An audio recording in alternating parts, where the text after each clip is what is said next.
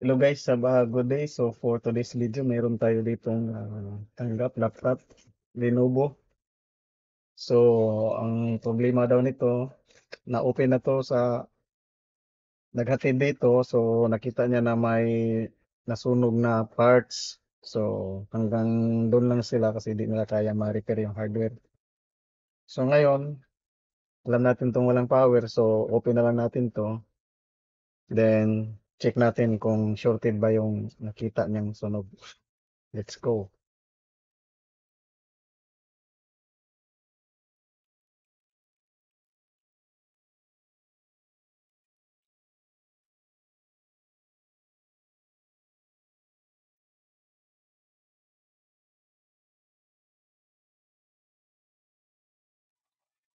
So natanggal na natin itong dalawang MOSFET. Ngayon naman, check natin to kung may shorted pa ba o wala na. So, check ko muna tong palamigin lang. So, check muna natin tong MOSFET kung may shorted pa o hindi. Kung short ang MOSFET, hindi siya shorted. So, dito may short. Ito sunog. Ito yung may short. Yan. Shorted. So, shorted to. Then ito. So, wala siyang short. Pero dito, shorted. So, ngayon, hahanapin natin kung bakit ito shorted. So, ito yung ito-troubleshoot natin bakit ito shorted. So, check natin dito sa microscope.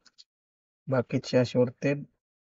Ground tayo. Then, dito, 0.4. So, 0.4 is a short talaga na short. Short na short. Then, dito naman, dito walang short. Yan.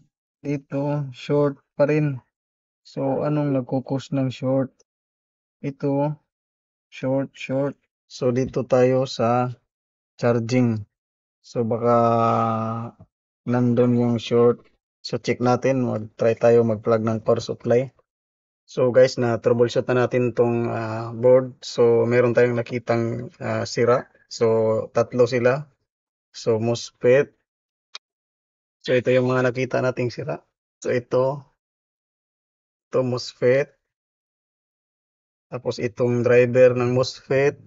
So, sorted yan. So, pag sinuplayan ko ng 5 volts, so, ayan, pag sinuplayan ko ng 5 volts dito, so, tingnan nyo, current draw niya is 413. Then, dito naman sa thermal, so, nag-iinit talaga siya. So, meaning shorted to. So, on muna natin yung thermal. So, ito, pinalitan ko na, pero papalitan natin to ng original kasi replacement lang yan, replacement number. So, pag sinuplayan ko ng 5 volts, yan. So, nag-iinit. Yan. So, pag sinuplayan ko ng 5 volts, so, nag-iinit yung, ngayon. Yan, supply 5 volts. Yan. So, nag-iinit tong chip na to. To. Tong chip na yan. Then, yung 3 volts naman, walang problema. Then, papalitan natin na rin natin to. Ito. Kasi kanina, parang nagsisiris yung light niya. 5 volts, 3 volts. Yung, para siyang nagka-Christmas lights. So, ito, palitan natin isa, dalawa, tatlo. So, tatlo yung papalitan natin. So, after natin ito mapalitan, so, gawa ulit ako ng video para continue tayo.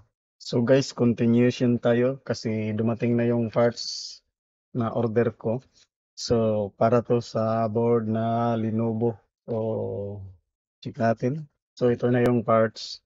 So, try natin to i-install para malaman natin kung ano pa bang ibang sira. So, ito yung papalitan natin. At saka ito. So, itong dalawa. So, tatanggalin natin to sa itong MOSFET na pinalit natin. So, MOSFET isang 380. So, maliit lang siya na parts. Nahulog. Ayan, maliit lang yung na parts yan. Yung isa. So, install na natin.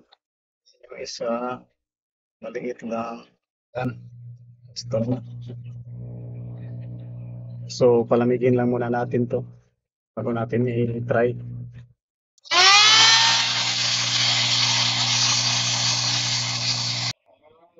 So, malamig na. So, try na natin. So, try natin. So, ayan, meron na siyang 0.02. So, check ko muna sa thermal scanner. So, parang nag-iinit na yung ano niya. So, mainit. So, hindi. Wala nang, parang hindi na siya nag-iinit itong parts na to. Ayan. So, palamigin lang muna natin ng konti. Tapos, try natin i-power. So, try natin siyang ilagay sa kanyang frame. So, yan. So, try natin i-power up. So, wala siyang fan. So, di natin ma-monitor. So, dito na lang. Tapos, ang tigas pa ng ano niya, hinges niya. So, ayan, power. So, walang power. Baka di lang ayos yung keyboard. So, wala talaga. So, check natin ulit sa thermal. So, yung dating dito nag-iinit na parts, wala na. Normal na siya. So, hindi na siya nag-iinit. Then, check voltage tayo. Check voltage lang muna tayo. So, bakit wala siyang voltage? Ay, walang power. So, try natin lagyan ng battery. Kung may charging ba. Ayan. So, meron ng charging. Yan dati wala yan. So, nagcha-charge na siya. Ayan. So, may current draw siya na 570. Then, yung ilaw, may ilaw na siya. Oh. So, dati wala yan. So, try natin i-power ulit na may charger. May response ba? Meron na siyang light dito. Pero, ayaw siya mag-power. Meron na palang light. So, check lang natin tong keyboard. Ayun, may power na pala oh. Nagpa-power na pala siya. Wala lang display. So, ngayon, wala siyang display. Ang gagawin natin, magpa-flash tayo ng BIOS. Kasi may power na siya oh. Meron na siyang power. Ayan. So, try natin i-off kung mag-response ba. So, kung mag-response siya, so, yan, nag-response. So, wala kasi siyang fan. So, try natin ulit. Power. Yan. So, may ilaw yung power. Yan. Yan, may ilaw yung power. So, di lang natin mamonitor kasi wala siyang fan. Then, yung dito, may ilaw na rin. So, try lang natin. Baka nagbubot lang siya kasi tinanggal yung battery ng BIOS. So, try natin saksak yung charger. Yan, charging naman siya. So, yan o, nag-charging. So, remove ko yung battery. Yan. Tapos, umiilaw naman dito. Yan. Saksak ko yung press natin yung power. Walang power sa ano. Walang power. Gamit yung power supply. So ayaw siya mag-on ng gamitan ng power supply. So meron siyang missing. So hahanapin natin kung anong supply ang missing niya. Saksak natin. Meron siyang missing supply. So ground tayo. Then dito 19 volts. Dati meron yung 19 volts dito. Dito. Meron 19 volts. Then dito 19 volts rin. Tapos dito output niya is 3 volts at saka 5 volts. Yan, 3 volts stable na kasi dati ay sus merong isang parts na tanggal. So kaya pala siya ayaw mag-power. So ibalik natin tong 5 volts. Balik natin yung supply ng 5 volts. Hindi ko pala nabalik. So ayun, then try natin uli. Sana lang ay walang problema. So ganun pa rin siya. So sira talaga yung 5 volts. So ngayon ang gagawin natin is mag-modify tayo ng 5 volts. So try natin. So ngayon ang gagawin natin is gagawa tayo ng DC to DC. So yung nawala ditong voltahe 5 volts. So ngayon itong DC to DC converter, ito yung magko-convert ng mag-output ng 5 volts. So ito yung isi-short natin para magkaroon siya ng 5 volts din titingnan natin. So ito yung output. Hindi ko napansin, baliktad pala. Then ito yung plus positive. Then ito yung negative. So extra careful tayo. Tunog siya agad kasi automatic may ano dyan natin normal. So try natin siyang i-power. So nagka-cut yung power oh. Hindi magtuloy. Bakit ayaw magtuloy? So try natin. Kalubat lang. So try natin i-check dito sa power supply. So lubat lang talaga. Yun nag-power na siya. So i-check natin kung stable ba yung ano. So charging lang siya, wala siyang power. So check natin yung mga voltage. Tapos dito, so walang power ito. So mayroon siyang voltage drop dito. Yan. Tapos dito, walang output. Tapos yung 5 volts, try natin. So check natin yung 5 volts. Kung stable ba yung 5 volts natin. So 1 volt lang yung output. So 1 volt. So try natin na walang load. Yan, walang load. Tapos balik natin. So check voltage tayo ulit. Ground. So 5 volts naman yung output niya. So, may problema talaga dito sa 5 volts. Nano natin, baka nag-shorted ulit yung MOSFET, yung gate at saka yung ano, nag-shorted siya ulit. So, tatanggalin natin tong dalawang MOSFET, nag-shorted siya ulit. Papalitan na rin natin. So, ayun, ito. So, nung pinalitan to natin ng MOSFET, so buti na lang hindi nasira yung pinalit natin na MOSFET. So, nagbo-voltage drop talaga siya.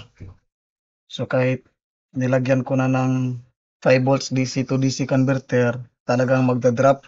Then yung parts na ni-replace natin, buti na lang hindi siya nasunog. So, tinuro check ko siya. So, akala ko low resistance lang talaga yung dito, supply sa CPU. So, nung trinay natin in-insert ng voltage, so, ayan, 1 volt. So, mababa lang yan sa 1 volt yung supply natin. Ulitin natin yung yan. So, PSU. Yun. So, mababa lang sa 1 volt. So, try natin dito mag-inject ng voltage. Kasi ito yung nakita ko nung una pa lang. Nakakala ko lang is low resistance pero sobrang low yung resistance niya. Yan. So, kaya tinanggal ko na lang yung MOSFET. So, ito yung tinanggal natin na MOSFET dito. Ayan, dyan. Wala ko shorted, low resistance lang pero nung trinay kong in-inject ng voltage, din tinanggal ko na rin yung heatsink ng CPU. So, ito na siya. Ayan. So, tingnan nyo yung current draw niya. So, dapat mataas yung current draw niya kasi CPU siya, pero pati voltage bumaba. Ayan. So, bumaba yung voltage. So, nagiging 0.42 volts na lang siya. So, ibig sabihin, shorted. Then, dito naman sa, ayan, sa thermal scanner, kita ba? So, zoom out ko lang. So, dito naman sa thermal scanner, ayan. So, yan. So, CPU. So, dito na part, mag-iinit.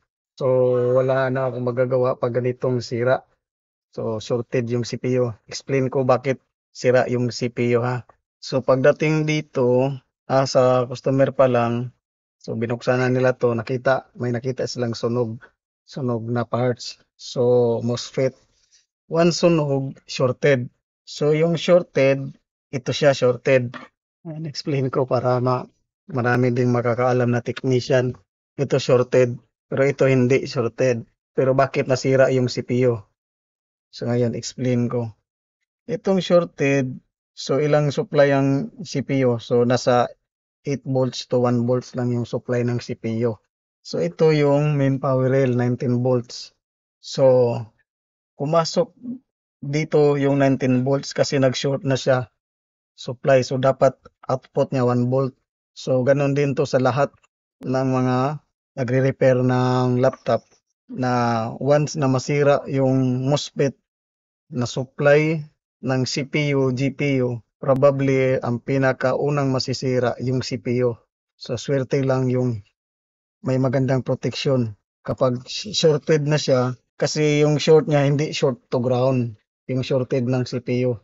Maliban lang kung meron siyang parts na may papuntang ground kasi liliko sa ground yung short, hindi tutuloy sa CPU. Pero once na supply ng CPU, GPU, hindi yan short to ground pag nag-short.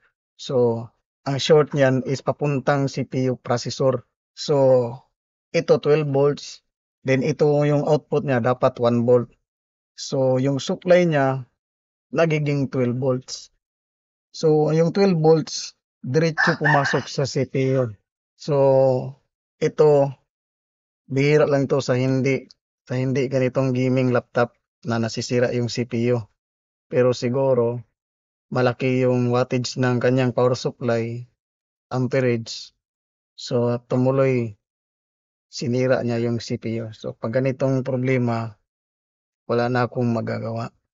So diretso pumasok yung 12 volts, then itong isang MOSFET, so baliktad siya.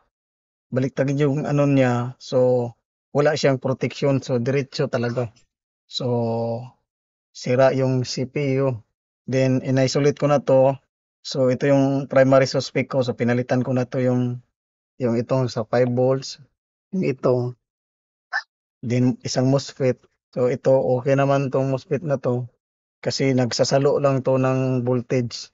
So bino-boost niya yung voltage, yung amperahe. So hindi masisira siya sa shorted kasi bino-boost lang niya yung kung kunwari 1 volts ang pumasok, maliit lang na amperahe, pinapataas niya. So lalo na yung 12 volts na pumasok. So talagang sira siya. So primary suspect ko dito ito. So nung na-isolate ko na siya, hiniwalay ko yung 5 volts at saka yung 3 volts. So yung kinat ko yung supply ng 5 volts dito, yung 3 volts nag-stable. Pero yung 5 volts hindi nag-stable. Tapos itong IC, itong chip na ito din, kinat ko na rin yung supply niya. So nag-stable yung ito, 5 volts. So kung power supply ang gagamitin natin dito pag saksak, hindi siya magpa-power on kasi yung itong supply na to ay problema. Din kung sa battery naman, pag nilagay ko sa battery, nagcha-charging, din nagpa-power on siya. Kasi diretso yung voltage niya. Nagpa-power on siya, wala lang power. Wala lang, ayaw lang mag-on kasi sira yung CPU. So, pag ganitong problema, wala tayong magagawa, CPU damage na to. So, hanggang dito lang tayo. So, thank you for watching. Have a good day. Bye.